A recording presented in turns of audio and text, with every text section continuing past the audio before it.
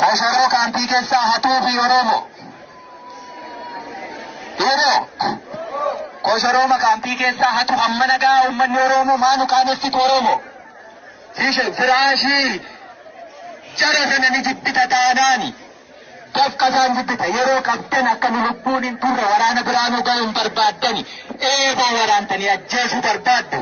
Firaashii dafqasaan irratti gangalataa ture immoo fuutee of jala buufachuuf hannaaf deemtee wareegamatti kaffaltu suni wareegama Oromoof illee malu miti dhiiga sareetu dhangala'achumaan hafaa jechuudha.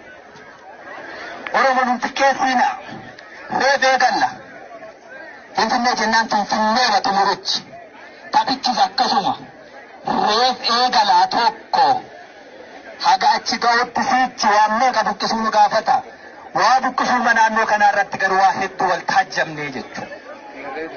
Qeerroof qarreen madaa baasee wal'aanuuf wareegama keenya baasee awwaaluuf akkasumas qawwee diinarraa hiikkatee kabajaa qawween qabdu sana hubatee ittiin lolee lolchiisuuf waraana waliin seenee wareegamni isaas siidaa bilisummaa Oromoo ta'ee yaadatamu galmee seenaa irratti dhiigaan qoramu inni sun ni jira.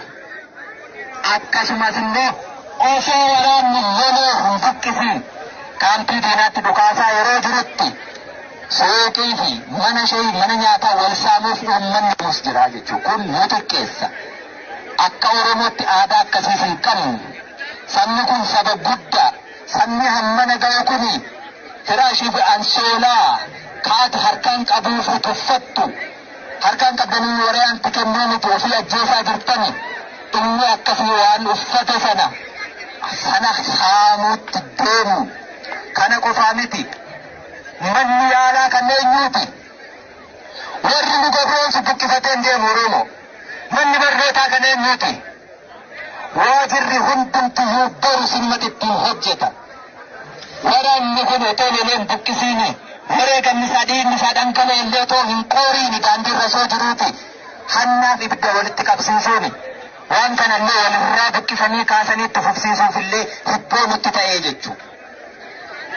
Uummata akkasii kana takka addunyaa irratti illee hin jiru hin argine illee hin dhageenye illee jechuudha. Waraanni naannoo kana bilisa baase ni socho'a asirran taa'u waan isa hanqate guuttatee fuulduratti. Yeroo akkasii haaloo kaleessaa qabattanii iddoo ulee walitti hin gamiina bara baraan kanuman sinitti hima. Diinni buqqa'ee hin dhumanne. Waraannis buqqisee lafa qabatee waajjira banatee poolisii tolfatee milishaa tolfatee abbaa murtii tolfatee mana hidhaa tolfatee si bulchuu hin jalqabne. Gidduu kana lolatu jira. Lola jiru sana keessatti uummati jaarsaaf jaartii qaba, abbootii amantii qaba. Warri kun naannoo tasgabbeessee qabatee bulchiinsa yeroo dhaabbatee kana wal bulchuudha qaba malee akkamittiin wal saamuu mataa wal boquutti deemtu. Aadaan Oromoo baduutti jira, xiqqaachuutti jira. Gabrummaa wayya yeroo nama jechisiisutu jira jechuudha. Gabrummaa wayya yeroo nama jechisiisutu jira. Maaliif akkasaa ta'e Oromoo? Yeroo hundumaa kanatu injifannoo keenya xiqqeesse. Yeroo hundumaa kanatu warra shiftaa, warra wayitti hin baane, waraanni bilisummaa Oromoo shiftaa miti. Argitaniittu. Waa saamuu waa fudhachuu miti. Kan lubbuun qabneyyuu kunoo asitti hiinee nyaachisaa jirra. Ilmaan Oromoo jalqaba carraa barachuu dhabe yoo barate hojjechuu hin danda'u diida irratti qisaafama. Achi immoo carraa waraana ta'uuti mootummaan hiyyeessaafi. Geessee ilmaan aadaa hiyyeessaa hojii hin qabne barnoota hin qabne ibiddatti naquuf immoo fida. Sana ajjeesuu wallaalle. Kaleessa garuu qommisaa arraba qawwee qabee nutti dhukaasee nu madeessee lafee nu cabsee dhiiga nu dhangalaasisaa oole. Wallaalaa keenyaa jechuudha. Waraanni bilisummaa Oromoo naamusni isaa hangas irraa ni matamu. Faallaa namaa ka dhaabbatu diinarraa immoo wanti argamu kan biraan jiru. Ummati garuu nu salphisiinaa. Ummati nu salphisuu miti ofin salphisiinaa. Saba guddaa hamma naga'u kanan salphisiinaa. Wareegamni kuni bilaashaa miti, tolaa miti. Dhiigni dhangala'u kun gatii qaba. Dhiiga dhangala'u kanatti gatii gochuuf deemsa jalqabneerra akka haaraatti ammas. Boris yoo galma ga'uu dide wareegamichumatu itti dabalata ta'ee ulfaatee sin cinqaas rakkisaa gadadoo kanaa gaditti nu oofa malee qabsichi dhaabbachuuf hin jiru jechuudha.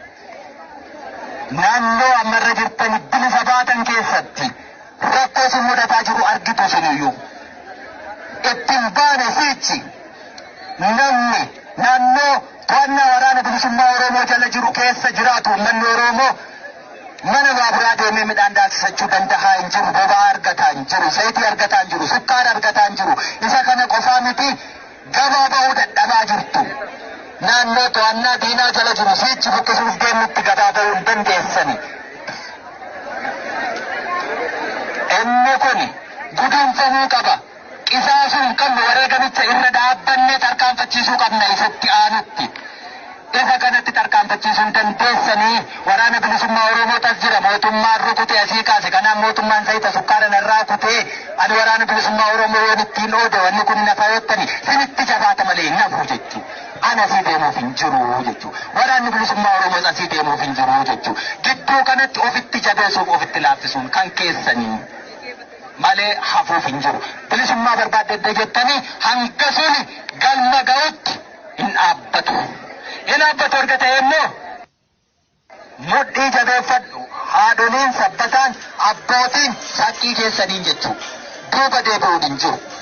Nagaa jechuun maal akka ta'an immoo argitaniittu. Namni asitti humnaa walitti sin qabu hin jiru. Fedhii keessan dhuftan keessa keessaniiti wantichatu jira hin danfa waan ta'eef.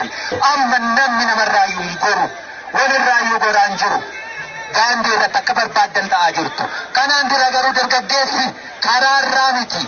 Mana ofii keessaa fuudhamee ajjeefamaa ture jechuudha. Haati hiyyeessaa mana irratti gubataa ture jechuudha. Ilmoo ganama nagaan manaa baate galgala reeffa manatti deebi'aa ture jechuudha. Beektu jechuudha. Nagaa jechuun isa kanaaf dhiiroo. Nagaa jechuun Oromoo kanaaf akka barbaadan baatanii galu. Yeroo akka barbaadan ba'anii galan immoo dadhabaatu jira. Kan humna hin qabne jira.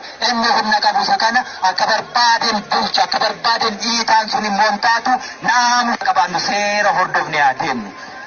Yoo isa kana goone waraanni bilisummaa Oromoo waan as keessa taa'ee sin beeksuuf hin qabu. Itti deebdaniittu deebuu qofaa maal dubbanna lubbuutti dhabdaniittu. Maatii meeqa faca'e kan waliin beeknu lubbuu nama meeqaatu dhibe awwaala dhabe. Maatiin faca'ee ijoolleen hubattee uummanni awwaaluu dadhabee waraabessi kan nyaate seenaan sinitti maa jira miti keessa jirra ammayyuu itti jirra ammayyuu beektu waliin beekna. Isa waliin beeknu kanaaf maaliif bishaan itti naqxu? Wayitti qeensaa jirra dhiiga keenya kana. Xoofoo yookaan waancaa yoo guute malee hin dhaabbanne bilisummaan keenyas hin mirkaneeffamne. Isa sanatti guutaa jirra. Yoo sanatti bishaan naqaa humna namaa, qabeenya namaa, lubbuu namaa beeku. Kana hundumaatti bishaan namaa deema yoo ta'e xoofoon sunis hin guutu, duuti sunis hin dhaabbatu. Kanaaf naannoo waraanni bilisummaa Oromoo dhiigatti cabee lafeetti dhangala'e lafeetti cabsee dhiigatti dhangalaasee lubbuutti baasee bilisa baase keessatti uummanni Oromoo jirtan dadhabbii hedduu qaba. Wal'aansoo waan ta'eef xiiqii namaan qabattan. Zayitiin dhibuun, sokkaarri dhibuun Oromoo maal dhabe?